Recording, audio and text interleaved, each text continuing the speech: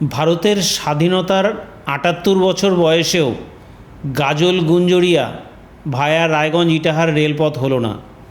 ইতিমধ্যেই তিনজন রেলমন্ত্রী ঘোষণা করেছিলেন রায়গঞ্জ ইটাহার গাজল এবং ডালখোলার মধ্যে যোগাযোগ ব্যবস্থা স্থাপন করবেন।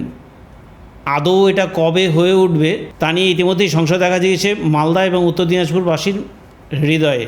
কারণ 1980 এবং 82 সালের মাঝে তৎকালীন রেলমন্ত্রী ABA গনি খান চৌধুরী গাজল গুঞ্জরিয়া ভায়া রায়গঞ্জ ইটাহার রেলপথ স্থাপনের জন্য নতুন রেল লাইন স্থাপন করবেন বলে ঘোষণা করেছিলেন, কিন্তু সেই রেলপথ আজও বাস্তবায়িত হয়নি। পরবর্তীতে 2010-11 সালে মমতা বন্দ্যোপাধ্যায় ঘোষণা করেছিলেন ডালখোলা কুমেদপুর ভায়া রায়গঞ্জ ইটাহার রেলপথ স্থাপন হবে, কিন্তু তাও হয়নি। 2026 সালের জানুয়ারি মাসে বর্তমান রেলমন্ত্রী অশ্বিনী বৈষ্ণব ঘোষণা করেছেন গাজল ডালখোলা ভায়া রায়গঞ্জ ইটাহার রেলপথ স্থাপিত হবে। কিন্তু এই এলাকার মানুষের প্রশ্ন, আদৌ কি এই রেলপথ বাস্তবায়িত হবে? যদিও আমরা দেখেছি বামফ্রন্টের আমলে গঙ্গারামপুরের উন্নয়ন করেছিলেন তৎকালীন CPIM দলের নেতা বিধায়ক নারায়ণ বিশ্বাস, পাশাপাশি বালুরঘাটের উন্নয়ন করেছিলেন ক্ষিতি গোস্বামী, তিনি RSP ছিলেন, আর নারায়ণ বিশ্বাস ছিলেন CPIM-এর। দুজনই প্রয়াত হয়েছেন, কিন্তু তারা দুটো শহরের ডেভেলপমেন্ট করেছিলেন।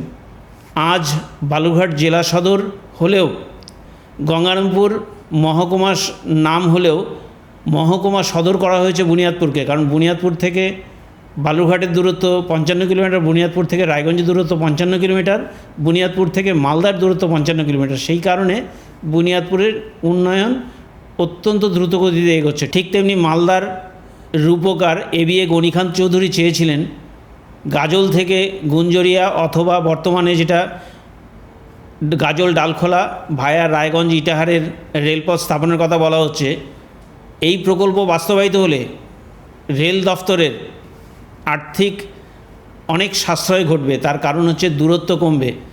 প্রসঙ্গত, প্রাক্তন রেলমন্ত্রী বাবুজি জগজীবন রাম এই রেলপথকে বাংলার মধ্যে দিয়ে না গিয়ে, তিনি যেহেতু বিহারের বাসিন্দা ছিলেন, প্রাদেশিকতার গন্ধ মাখানো এই শব্দগুলো না ব্যবহার করেও বলা যায় জগজীবন রাম ডালখোলা এবং বারসইয়ের ওপর দিয়ে ডালখোলা থেকে মালদার রেলপথটি বারসই দিয়ে ঘুরিয়ে নেন রায়গঞ্জকে বঞ্চিত করে। এর ফলে অবাঙালি বহু মানুষ রায়গঞ্জে যারা জমি কিনেছিলেন যে রায়গঞ্জের ওপর দিয়ে রেলপথ হবে এবং জংশন তৈরি হবে, তাদের কার্যত মোহভঙ্গ হয়েছে। তারা জমি বিক্রি করে দিয়ে চলে যান কাটিহারে। তার কারণ যেদিন বারসই হয়ে রেলপথকে ঘুরিয়ে নিয়ে গিয়েছিলেন তৎকালীন বিহারের বাসিন্দা জগজীবন রাম, সেই দিনই অবাঙালি ব্যবসায়ীরা বুঝেছিলেন রেল যোগাযোগ ব্যবস্থায় রায়গঞ্জ পিছিয়ে পড়ল, সেই কারণে তারা জমি বিক্রি করে দিয়ে কাটিহারে স্থানান্তরিত হন। ঠিক তেমনি এই প্রসঙ্গে বলে নেওয়া ভালো, ভারতের স্বাধীনতার ৭৮ বছরের ইতিহাসে 8 বার রেল মন্ত্রিত্ব পেয়েছে বিহারের সাংসদরা, যে কারণে বিহারের ছোট ছোট জনপদেও রেল স্টেশন রয়েছে, অথচ সেই তুলনায় বাংলায় সেই অর্থে উন্নয়ন হয়নি। এবারে ইটাহার এবং রায়গঞ্জের জন্য দুজন সাংসদ লড়ছেন।